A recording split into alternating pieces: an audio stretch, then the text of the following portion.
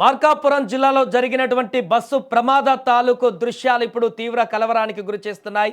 ఇప్పుడు ఈ బస్సు ప్రమాదంలో తీవ్ర గాయాల పాలై ఆసుపత్రిలో చికిత్స తీసుకుంటున్నటువంటి వ్యక్తులు ప్రమాదానికి సంబంధించినటువంటి వివరాలను ఒక్కొక్కరుగా ఎలా జరిగిందో పూర్తి వివరాలను వెల్లడిస్తున్నారు. దీనిలో భాగంగా బస్సులో ప్రయాణిస్తున్నటువంటి క్లీనర్ ముందు భాగంలో ఉంటాడు. చాలా కీలకంగా ఈ యొక్క ప్రమాదానికి సంబంధించినటువంటి సమాచారంలో కీలకంగా ఉంటాడు. అతను తాజాగా స్పందించడం జరిగింది. సుమన్ టీవీకి ఎక్స్క్లూజివ్గా ప్రమాదం తాలూకు ఏం జరిగింది అనేటువంటి వివరాలను వెల్లడించారు. బస్సు క్లీనర్ ప్రమాదం జరిగినటువంటి సమయంలో ఎలాంటి మంటలు ఎగిసిపడ్డాయి, తను ఎలా తప్పించుకున్నాడు, ఏం జరిగిందో పూర్తిగా వివరించేటువంటి ప్రయత్నం చేశాడు.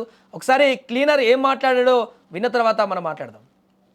తెలంగాణ నుంచి వస్తుంది కానీ అది మనం ఏరకొండపల్లి దాకా మేల్కొండ. ఎక్కడ జరిగింది ప్రమాదం? అది నాకు తెలియదు, నేను నిద్రపోతుండే లెక్క. డ్రైవర్ ఎక్కడికి వెళ్ళాడు? డ్రైవర్ తోలుతున్నాడు, అక్కడ ఉన్నాడు. డ్రైవర్ లైట్ గా బాగా కాలేదు వాళ్ళంతా. బ్యాగ్స్ నువ్వు ఎక్కడ ఉన్నావు? యాక్సిడెంట్ జరిగినప్పుడు ముందున్నావా? ఫ్రంటే ఫస్ట్ నుంచి. సరే, డ్రైవర్ దగ్గర పొరపాటు ఏమైనా ఉందా? మనమైతే చూడలేదు అన్న, చూస్తే చెప్పడానికి అయితే ఉంటది కానీ. నా పేరు మహేందర్ రెడ్డి అన్న. ఏ ఊరు మీది? ఒంగోలు. రైట్, బస్సులో ముందు భాగంలో కూర్చోవడం తోటి తన ప్రాణాలు బయటపడ్డాయంటూ చెప్తున్నాడు క్లీనర్. అక్కడ అయినప్పటికీ స్వల్ప గాయాలయ్యాయి. ప్రస్తుతం చికిత్స తీసుకుంటున్నాడు ఆసుపత్రిలో. డ్రైవర్ కూడా అక్కడ గాయాలతోటి చికిత్స పొందుతున్నట్టుగా చెప్తున్నారు. కానీ అక్కడ ప్రమాదం రాయవరం దగ్గరకు వెళ్ళిన తర్వాత ఈ ప్రమాదం అనేది జరిగింది. ముందు భాగంలో ఢీకొన్న వెంటనే అప్పటికి కొంత నిద్రమత్తులో ఉన్నాడు తను కూడా. క్లీనర్ పక్కనే కూర్చుంటాడు కాబట్టి డ్రైవర్కి పక్కన ఆ ప్రాంతంలో కొంత నిద్రలో ఉండి కూర్చొని ఉండడంతో ప్రమాదం ఎలా జరిగిందనేది పూర్తిగా నేరుగా నేను చూడలేదని చెప్తున్నాడు. బట్ అక్కడ మరొక ప్రత్యక్ష సాక్షి బస్సులో ప్రయాణిస్తున్నటువంటి ఒక ప్రయాణికుడు చెప్పినటువంటి సమాచారం మేరకు ఏంటంటే, అతను కూడా సుమన్ టీవీతో మాట్లాడుతూ చెప్పాడు, వెనక సీట్లో కూర్చున్న అతను బస్సు అద్దాలు పగలగొట్టుకొని బయటకు వెళ్ళడం వల్ల నా ప్రాణాలు మిగిలాయి. నేను అక్కడి నుంచి సేఫ్గా బయటకు వెళ్ళాను. బయటకు వెళ్ళిన తర్వాత మరలా నేను బస్సులోకి వెళ్ళి అక్కడ మొబైల్ పడిపోయిందంట బస్సులో వెనక సీట్లో.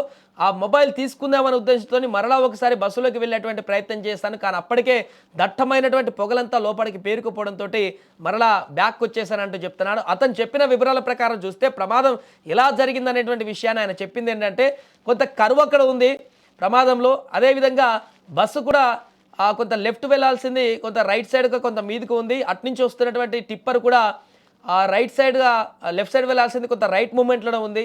ఇద్దరు కూడా లెఫ్ట్లో వెళ్ళవలసిన లైన్స్ని క్రాస్ చేసి మిడిల్కు రావడంతో మిడిల్లో ఆ టర్నింగ్లో అనేది స్పాట్లో గుర్తించకపోవడంతో డ్యాష్ అనేది ఏర్పడిందంటూ కూడా ఆ ప్రత్యక్ష సాక్షి చెప్పాడు. ఏదేమైనా కూడా ఇద్దరు స్పీడ్గా ఉండడము, అదేవిధంగా కొంత నిద్రమత్తు కూడా కారణమై ఉండవచ్చు. లేదంటే టిప్పర్ డ్రైవర్ అక్కడ కంట్రోల్ చేయకపోవడమో, లేకుంటే బస్ డ్రైవర్ కొంత కంట్రోల్ తప్పడమో, లేకుంటే ఏదేమైనా కానీ ప్రమాదం అయితే ఇద్దరి వల్ల జరిగినట్టుగా అయితే స్పష్టంగా తెలుస్తుంది అతను చెప్పిన దాని ప్రకారం. క్లీనర్ కూడా తను పడుకున్నాడు కాబట్టి ఆ సమయంలో ప్రమాదం జరిగే సమయానికి ఎలా జరిగిందనేది చూడలేదు. కానీ ప్రమాదం జరిగిన తర్వాత ఏం జరిగిందనేటువంటి విషయాలను మాత్రం వెల్లడించడం జరిగింది.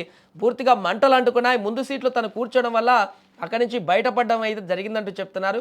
సో ఒక్కసారిగా ఆ ప్రమాదం తర్వాత డీజిల్ ట్యాంకర్లు ఢీకొనడంతో ఆ మంటలు విపరీతంగా పెరిగిపోయాయి. సాధారణంగా ఈ మంటలు కనుక ఇంత రాకపోతే ఇంత ప్రమాదం జరగకుండకపోయేది. అది కేవలం కొంత గాయాలతో బయటపడేటువంటి ప్రమాదంగానే మిగిలి ఉండేది. కానీ టిప్పర్ ఢీకొన్న తర్వాత డీజిల్ ట్యాంకర్ అంటుకోవడంతో వచ్చినటువంటి భారీ అగ్నికీలలు వారందరినీ కూడా దహనం చేసేసాయి, నిద్రమత్తులో ఉన్నటువంటి వారందరినీ. అందుకనే ప్రాణ నష్టం ఇప్పుడు ఎక్కువగా జరిగింది. 13 మందికి పైగా ప్రాణాలు కోల్పోయినట్టుగా తాజాగా తెలుస్తుంది. మరికొంతమంది విషమంగా ఉన్నటువంటి వారి పరిస్థితి కూడా ఆందోళనకరంగా ఉంది. ఏదేమైనా కూడా ప్రమాదం తాలూకు ఒక్కొక్క అంశాలు ఇప్పుడు బయటకు వస్తున్నాయి.